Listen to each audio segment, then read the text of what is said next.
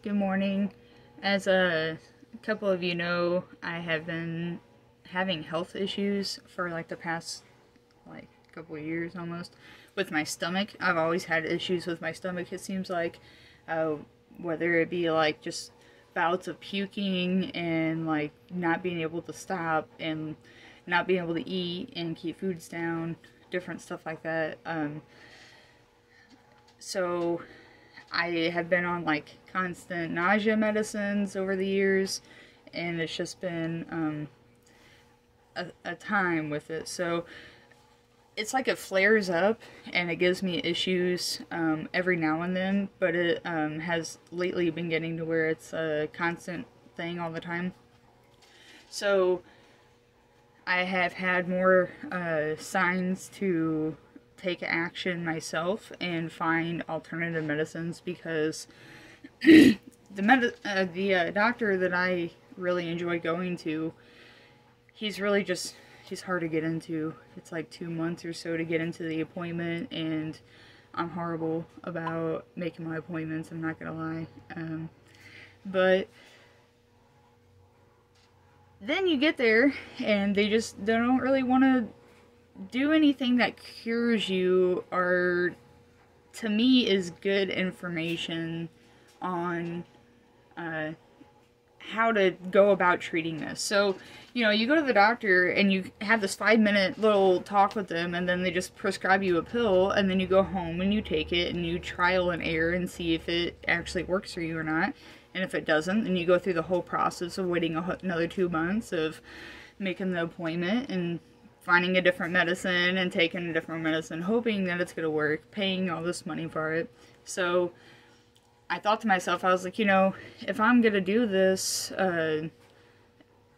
whole trial and error thing, I might as well figure out something myself. So I've been looking at different kinds of medicines that are from plants that will hopefully help me, and I'm going to use them myself before I even offer them to other people, to make sure that they will work the way that I'm wanting them to. So far they have.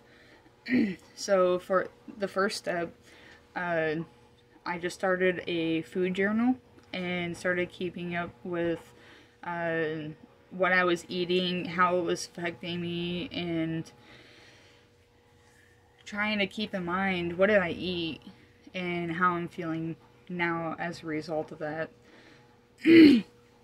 So during the times that I have more flare-ups, I feel like I eat more fast foods, I eat more really bad fried foods that normally I try to stay away from, are high sugar foods, a lot of candy, chocolate, stuff like that. It gets my stomach upset too. So I have to really watch what I eat, but the thing is I love spicy foods and things that aren't really the best for my stomach, like Philly cheesesteaks. You know, that sent me to the hospital before, I'm not even gonna lie. But hopefully this stuff will help me. I also have been limiting my caffeine intake. So some days I've been going without coffee, but I have migraines when I don't drink coffee, because I've been drinking it for so long. So now I've been trying to drink like half a cup. And then another thing I did was the teas that I've been making.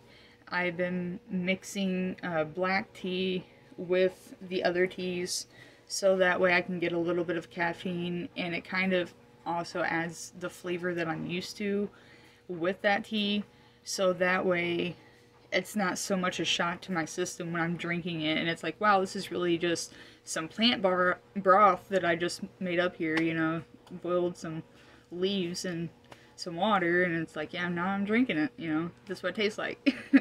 So I've been trying different things to make it better. So the first thing that I've been doing, excuse me, take some spice leaves.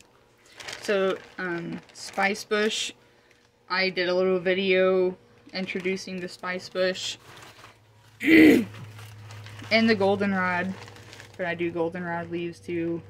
My bags are messed up because I reuse them. But, so you literally just take a handful of the little leaves and put it in your little coffee pot. I have a reusable filter, and it cleans out very well. It doesn't get all gunked up and gross in there. You take a handful of this, handful of the spice leaves, the Spicebush leaves, and then the black tea, I put that in there. And then inside the coffee pot, I put a slice of lemon, some grated up ginger, and when it was done brewing, I put some turmeric and honey in it, and cinnamon.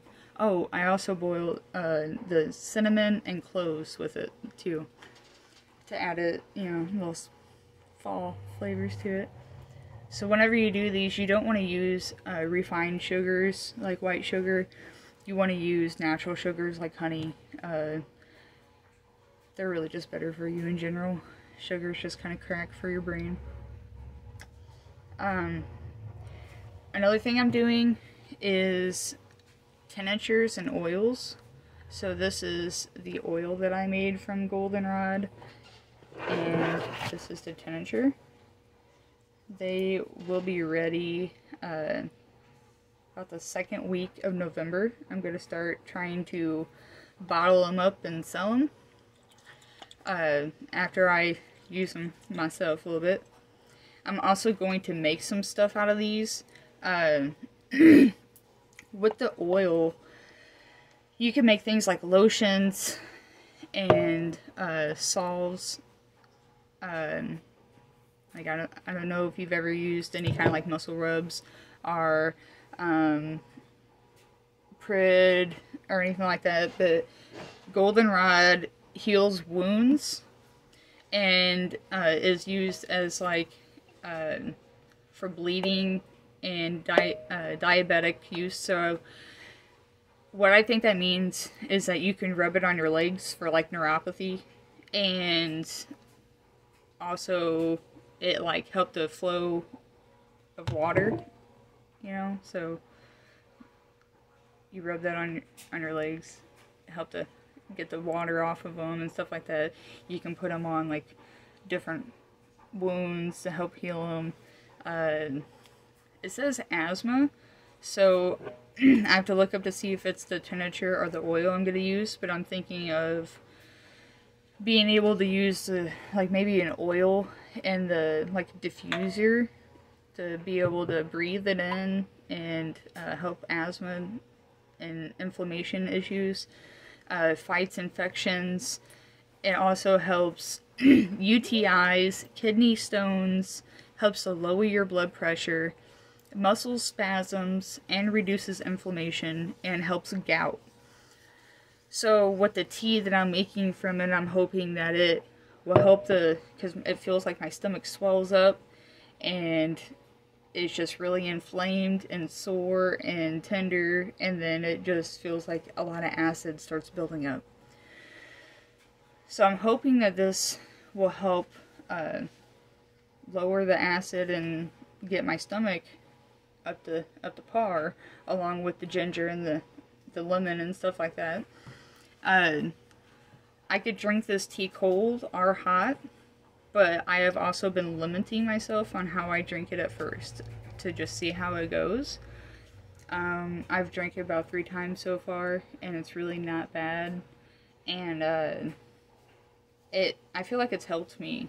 So I'll drink it and then like wait a day and then drink a little bit more. And the first couple days it didn't seem like it did much, but I've been feeling like way better. And then since I've drank the last cup, I haven't really even had any stomach issues, knock on wood. So hopefully if I just do it every other day or so and like try out different teas and then like start doing the tinctures and stuff like that, it'll help. But my main goal is to be able to keep up with these and sell them to other people and help benefit them as well. With the again, how hard it is to get into the doctor and how expensive it is for prescription medicines. you're just throwing pills in your cabinet, and then you forget what they are, and you have to Google the names of it and everything else. And I hate to say, but those medicines are a lot more dangerous to play guess and choose what they're going to help me with than the plant medicine that I have. People really don't take into consideration what medicines do to their brain and how they alter their whole body functioning. Like, they really can do a lot nowadays. And if you don't know exactly how these medicines work, and you're just in your cabinet taking random stuff, it's not going to help you. It's not going to benefit you. If you don't take things regularly and how they're supposed to, it's not going to help you. It's not going to benefit you. So if that doesn't work for you, find alternative ways and always search for more, because there's more out there. Everything that's out there has an alternative, you know, other universe to it. You know, positive, negative. So it's out there. Let's explore and find it.